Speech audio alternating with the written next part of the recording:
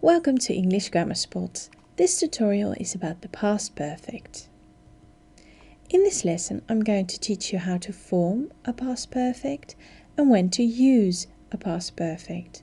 But before we get started, it's good to know that in the English language we have regular and irregular verbs, and it is advisable that you study the most commonly used irregular verbs. Now let's get started.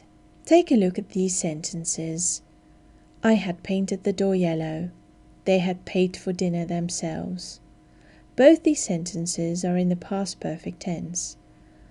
How do we form a past perfect?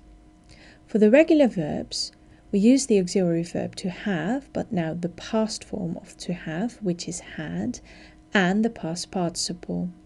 The past participle can be made by adding ed to the base form of the verb. For example, I had kissed her, you had worked late, he had cleared the table, she had placed it on the floor, it had snowed. For the plural forms we do the same. We had walked to school, you had watched the tennis match, and they had marked the tests. Now we need to pay extra attention to verbs that end in an e, such as live, close and wipe. These verbs use had and a past participle, but in forming a past participle, we only use the base form of the verb and add a d. For example, I had lived there, he had closed the window, and they had wiped the floor. We also need to pay extra attention to verbs that end in a y, especially those preceded by a consonant such as spy and study. Here the y becomes an I. For example, he had spied on his neighbours and we had studied hard.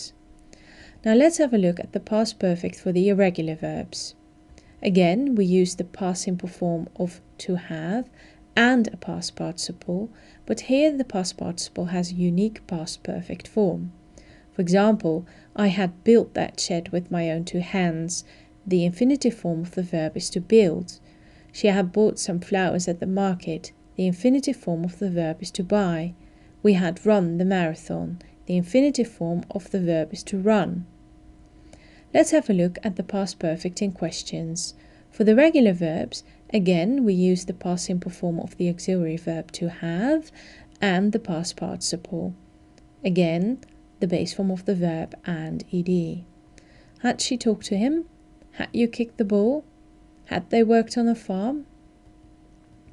For the irregular verbs, we also use the auxiliary verb to have, so had, and the past participle, and again the unique past perfect form. So, had she quit her job? Had you driven her car? Had they paid for dinner? Let's have a look at the past perfect in negations. First again, for the regular verbs, we use had plus not, contracting it into hadn't, and the past participle, which again is made by adding ed to the base form of the verb. I hadn't listened to the news. It hadn't rained since Friday. They hadn't closed the window.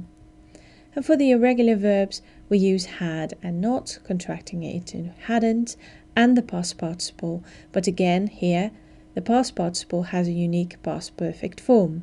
For example, she hadn't quit her job.